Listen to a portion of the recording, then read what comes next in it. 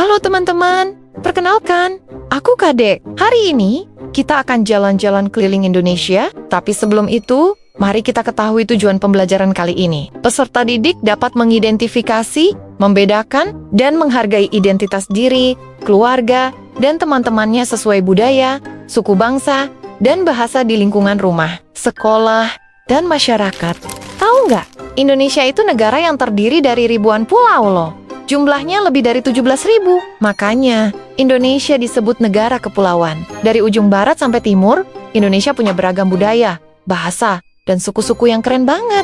Dari ujung barat sampai ujung timur, Indonesia punya lebih dari 1.300 suku bangsa. Dan masing-masing suku punya budaya, adat, bahasa, serta tradisi unik yang berbeda-beda. Nah, keberagaman ini adalah kekayaan besar bangsa kita. Tapi, walaupun berbeda-beda, kita tetap hidup rukun karena kita punya semboyan Bhinneka Tunggal Ika. Artinya, berbeda-beda, tetapi tetap satu juga. Jadi, penting banget untuk saling menghargai dan mengenal budaya teman-teman kita.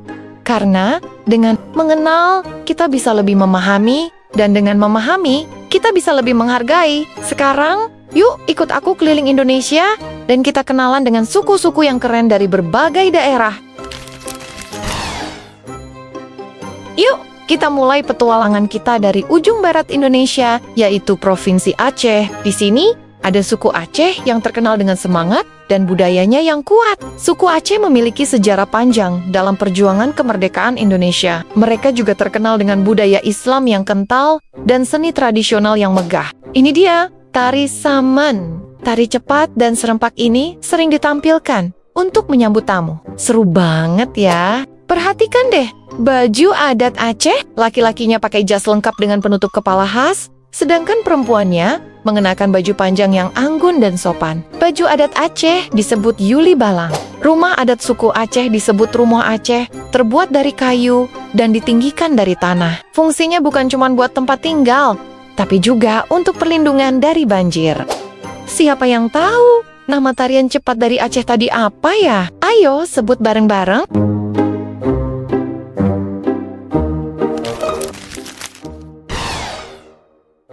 Sekarang kita ke Sumatera Barat. Di sini tinggal suku Minangkabau atau biasa disebut Minang.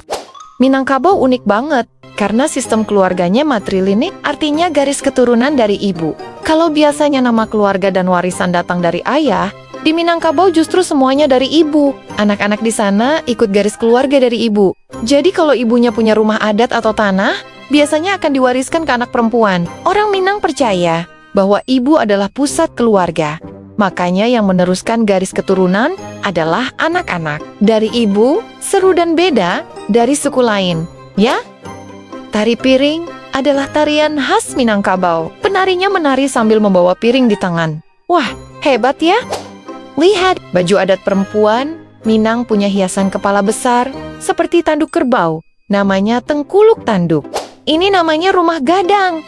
Atapnya berbentuk tanduk kerbau. Konon katanya, itu lambang kekuatan dan persatuan. Ayo mengingat kembali materinya. Kalau rumah adat, suku Minangkabau bernama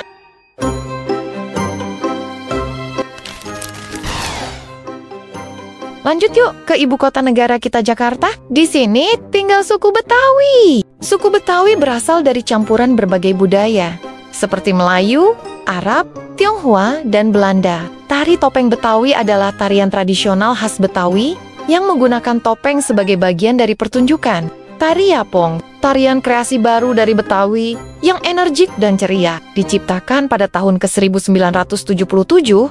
Ciri khasnya adalah gerakan dinamis dan musik ritmis yang menggabungkan unsur tradisional dan modern. Baju adat laki-laki Betawi pakai baju koko dan peci, sementara perempuannya memakai kebaya Betawi. Rumah adat Betawi, rumahnya disebut rumah kebaya. Bentuk atapnya mirip lipatan kebaya. Nah sekarang, siapa yang pernah lihat ondel-ondel?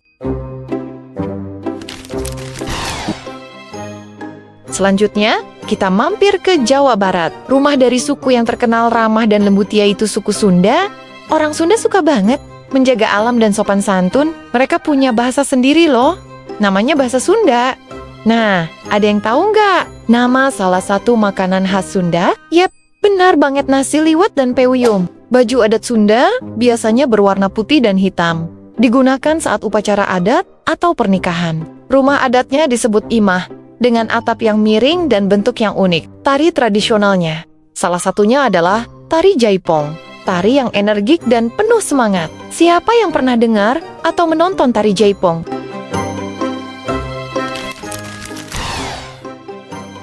Sekarang kita bergerak ke tengah pulau Jawa, yaitu Jawa Tengah, rumah dari suku Jawa. Suku Jawa terkenal karena nilai kesopanan, kerendahan hati, dan kebudayaan yang dalam. Bahasa Jawa punya banyak tingkatan, lada ngoko, krama, dan krama inggil, tergantung kepada siapa kita berbicara. Baju adat Jawa laki-laki memakai beskap dan blangkon, sedangkan perempuan memakai kebaya dan konde. Rumah adatnya dikenal dengan nama joglo, atapnya khas banget seperti piramida terbalik. Tari tradisionalnya, salah satunya tari gambyong, gerakannya anggun dan lembut. Ayo ingat kembali, siapa tahu apa nama rumah adat suku Jawa? Yuk, coba dijawab. Lanjut ke Jawa Timur. Di sini ada beberapa suku loh, seperti suku Jawa, suku Osing, dan suku Madura. Kita sudah sampai di Jawa Timur.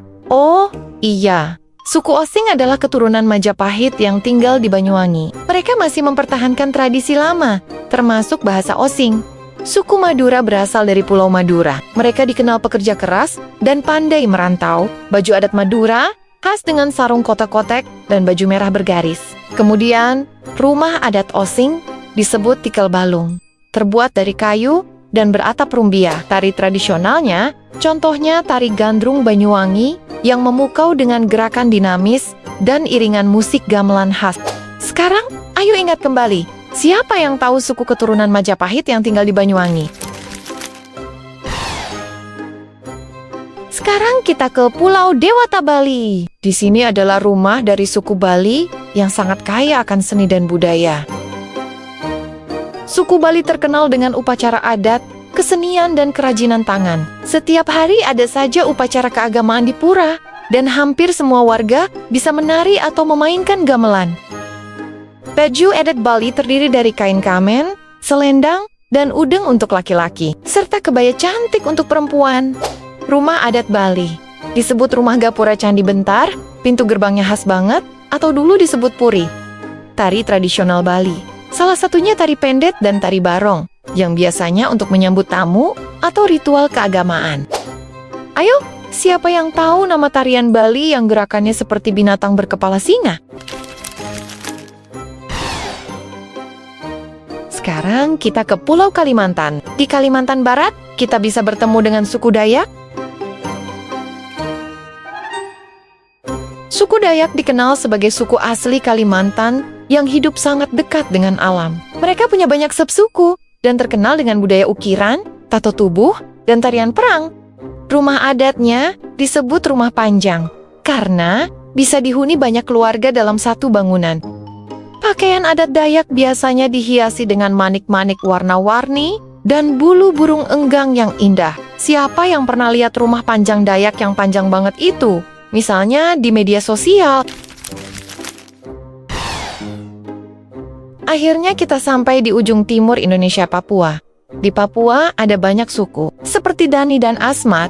Mereka hidup sangat dekat dengan alam dan punya seni ukir luar biasa. Rumah adat Honai milik suku Dani, bentuknya bulat beratap jerami dan berdinding kayu. Pakaian adat sederhana, terbuat dari bahan alam seperti daun dan akar, dipakai dengan hiasan kepala dari bulu burung cendrawasih. Tari tradisional, tari musyoh, untuk mengusir roh jahat dan menjaga kedamaian. Siapa yang bisa sebutkan nama rumah adat dari Papua yang bentuknya bundar dan kecil? Baik teman-teman, itulah suku yang ada di Indonesia yang umum dikenal secara luas. Indonesia memang luar biasa, tapi kita tetap bisa hidup rukun, saling menghargai, dan saling menghormati. Karena kita semua adalah bagian dari satu bangsa, yaitu bangsa Indonesia.